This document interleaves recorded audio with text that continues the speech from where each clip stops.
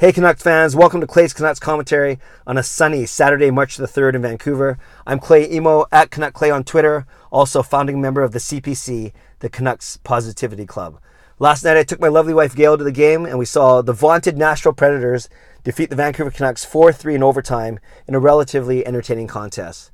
The Predators actually sat 3 or 4 of their regulars due to minor injury or to minor nicks or to rest, but we did get to see the return of Mike Fisher to the Predators lineup, playing in his first game since last June, Game 6 of the Stanley Cup Finals. Mike Fisher actually scored the first Predators goal, jump-starting their comeback. We also saw PK Subban get smoked by a Brock Besser slap shot, but thankfully he came back to play right away. We also saw Sven Barchi get injured. After dumping the puck in, he got hit high by Emelin, and it looks like it might be a bruise or separated shoulder, who knows. It looks like Barchi's going to miss a lot of time, maybe the rest of the season going forward, which is unfortunate, but it might mean the actual Canucks debut of journeyman Jussi Jokinen this Monday when the Canucks host the New York Islanders.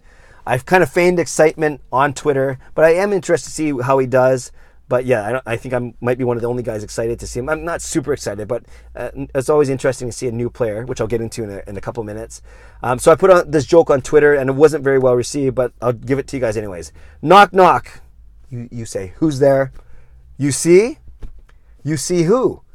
You see Jokinen on Monday night. Anyways, I'm here all night. No, I'm not actually. Thank God for you. You see Jokinen on Monday night, perhaps. Vancouver Canucks host the New York Islanders. Also of note, actually, about the Sven Barchi thing, it's actually poor timing for both him and Marcus Granlund to be out right now, especially if it's for the rest of the season, because they are both RFAs, restricted free agents. They are both looking for new contracts. So we will see if their injuries actually affect their bargaining power and their value when the Canucks make those offers, and hopefully avoid arbitration, but we will see what happens. Again, as I've said before, the Canucks actually have 5 RFAs they got to think about. Granlund, Barchi, Jake Virtanen, Derek Pouliot, and Troy Stecher. The other most noteworthy thing coming from last night's game was defenseman Alex Edler is now the highest scoring defenseman in Canucks history. He actually had 2 points yesterday, surpassing Matthias Olin for that honor, and now he is indeed the all-time leader in points for Canucks defensemen, which has led to a lot of speculation, a lot of discussion on Twitter, a lot of discussion, not speculation, but a lot of discussion on Twitter and on talk radio, basically talking about Alex Edler's legacy. Do you consider him the best or one of the best Canucks D-men ever, and the points dictate that? Do you consider him an average player, or maybe slightly above average, a solid player? Or do you wish kind of that he never lived up to his potential as a true number one D-man, that he could have been, like he was very good obviously in the 3 playoff runs for the Canucks back to back, but especially in the Stanley Cup final. Of course, he had guys like Ehrhoff and BX and Hamhuis with him, but Edler was a monster back then, and he hasn't really done a lot. He hasn't been the dominant force that he could have been since that Stanley Cup final. And that's 6 or 7 years ago. Obviously, guys get they get older and they get slower, and they don't recover as quickly from injury. Actually, I can't remember what it was. I think it was in an Olympics or a World Championship where I believe he got suspended or got fined because he hit, I believe it was Eric Stahl high, and I think it was I don't know if Stahl ended up getting injured or whatever, but I do remember that Edler got some disciplinary action for that. And ever since then, I think he's played less aggressive. I can't remember the actual Olympics or the actual World Championships. Maybe one of you can certainly correct me there. But I certainly remember seeing that. I remember Edler delivering a borderline dirty hit. And ever since then, I feel he hasn't been as aggressive. Of course, he's had his back injury too that he's battled with a few years ago. So there's a lot of things, and getting old, of course. But regardless, that shouldn't diminish his accomplishments. Again, the highest scoring defenseman in Canucks history, and that's a list of some really good players on there. Guys like Olin and Jovanovski and even Jyrki Lumme back in the day. So congrats, Alex Edler, on that accomplishment. Last thing I want to talk about tonight is I was very excited to see in person one of the Canucks newcomers that they obtained on Monday on the trade deadline for Philip Home, and that would be Brendan Leipsic from the Vegas Golden Knights. And I was excited because I saw the highlights from Wednesday night when he played against the Rangers and picked up a couple points. And then on yesterday, I got to see him live, and I must say I was very impressed. He had 19 minutes of ice time. He didn't record any points last night. But what I was impressed with a couple of things, actually. He has a knack for finding the puck.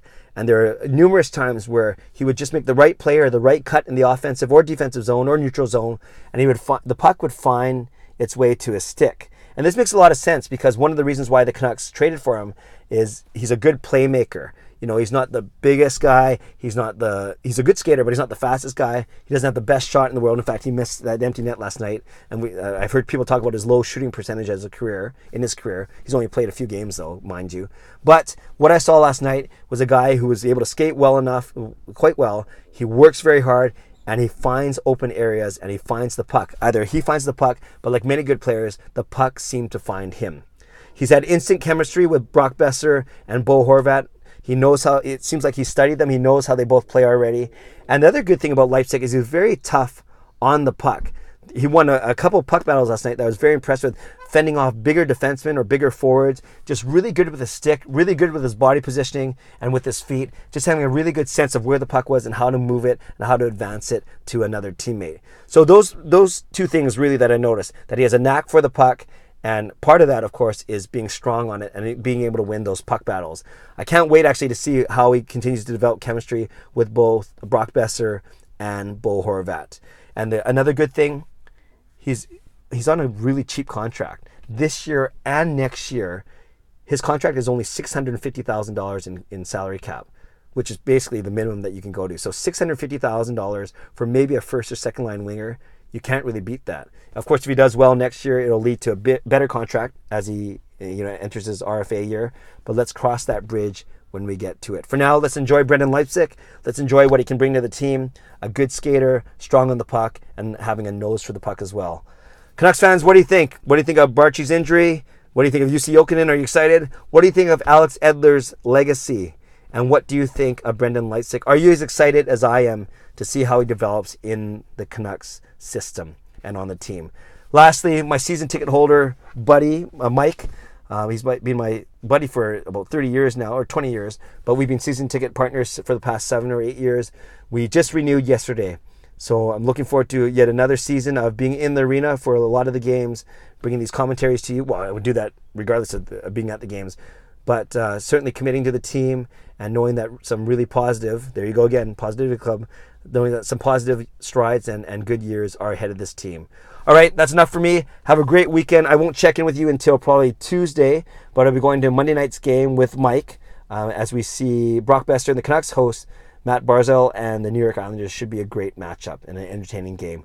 Have a wonderful weekend. Leave a comment below. I'd love to read and react. Subscribe to this channel if you haven't done so already. Like this video. I'd appreciate it. And have a wonderful weekend. God bless, and go Canucks go.